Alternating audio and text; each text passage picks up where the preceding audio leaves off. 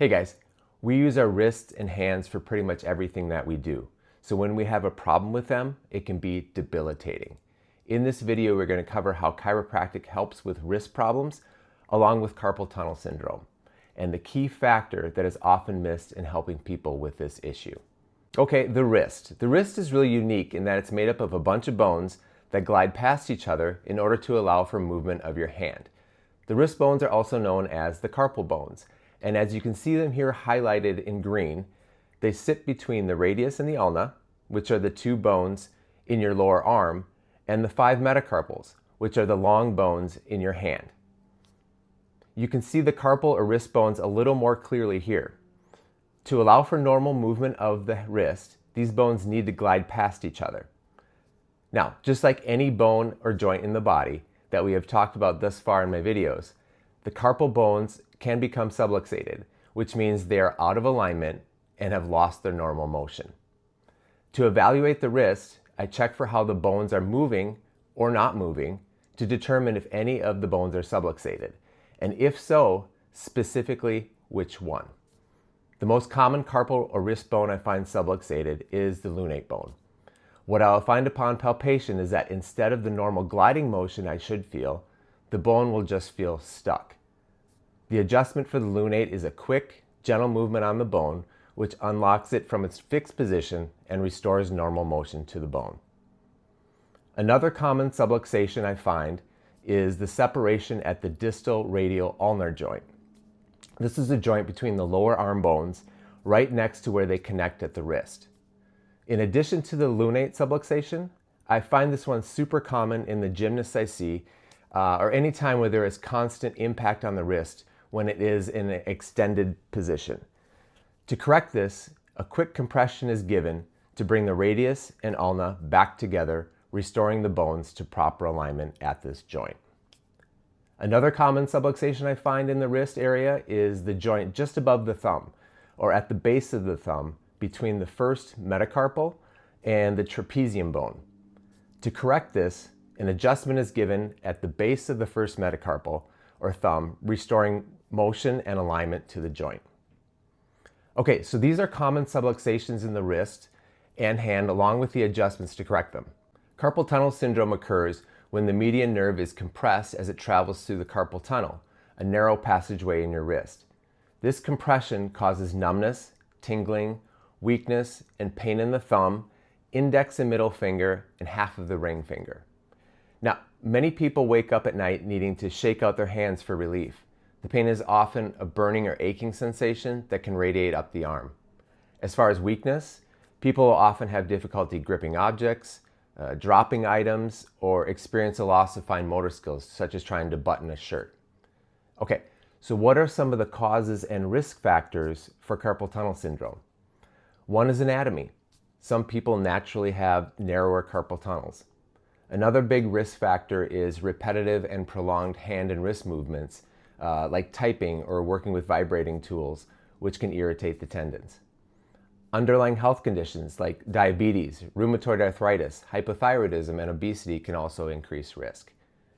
Also, fluid retention that can occur with pregnancy and menopause can increase risk as well. Okay, so what are some of the treatments for carpal tunnel syndrome? One is making some lifestyle adjustments by taking frequent breaks from repetitive tasks and using ergonomic keyboards or mice. Another is wearing a splint to keep the wrist in a neutral position, especially while sleeping at night. Medications are often used, such as over-the-counter anti-inflammatories or corticosteroid injections to help reduce swelling and inflammation. For severe cases, surgery can be done using a procedure called carpal tunnel release, which cuts the ligaments pressing on the median nerve and expanding the size of the carpal tunnel. Okay, so can chiropractic help? Yes.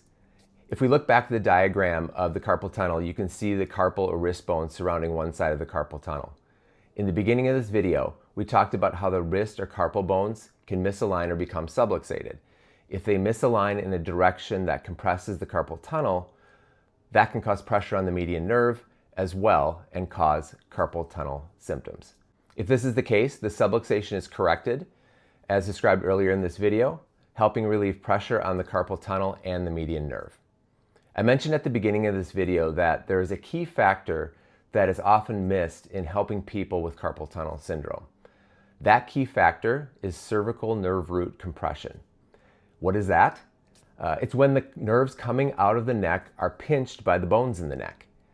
The symptoms of cervical nerve root compression are not only very similar to carpal tunnel syndrome, but it can also compromise the median nerve, making it more susceptible to being compressed in the carpal tunnel.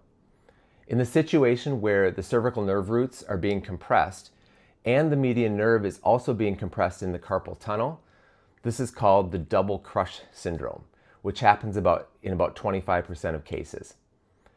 This is why it is crucial to be checked by a chiropractor in cases of carpal tunnel syndrome. Not only will the chiropractic evaluation check for any wrist subluxations compromising the carpal tunnel, but the cervical spine will also be checked for any possible nerve root compression. One patient that I had come in with carpal tunnel symptoms had surgery on one of her wrists, the carpal tunnel release that I'd mentioned earlier. But her symptoms were coming back, and she was also starting to have symptoms in her other wrist. After an evaluation, I found that she had a subluxation in her neck, again, which is a misalignment causing nerve compression. After a series of adjustments, her carpal tunnel symptoms not only went away in the wrist that had the release done, but also in her other wrist as well. Now, there is a time and a place for surgery and situations that require medications to calm things down. Splints can also play a role in taking pressure off the carpal tunnel, and definitely rest and making ergonomic changes are important in helping resolve carpal tunnel syndrome. But chiropractic care definitely plays a role in helping with carpal tunnel syndrome. It is especially important in either ruling out cervical nerve root compression or correcting it, giving the body the best chance to recover and heal. Hopefully this video has given you a good idea of how chiropractic can help people with wrist problems and a better understanding of carpal tunnel syndrome and the role chiropractic plays in helping people suffering from it. If you are suffering from any wrist problems or carpal tunnel syndrome, I encourage you to see a chiropractor. If anyone you know is dealing with either of these issues, I encourage you to like this video and share it with them so they can find out how they can be helped. I also invite you to subscribe to this channel so you can find out more about the different ways that chiropractic can help you and the ones you love. Thank you so much for watching, and I'll see you next time.